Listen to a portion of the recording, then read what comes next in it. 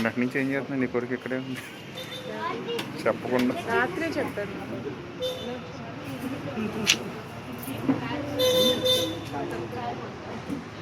Lucky కూర్చోవాలి తండ్రి యొక్కయు కుమారుని యొక్కయు పరిశుద్ధాత్మ యొక్కయు నామమున ఆమేన్.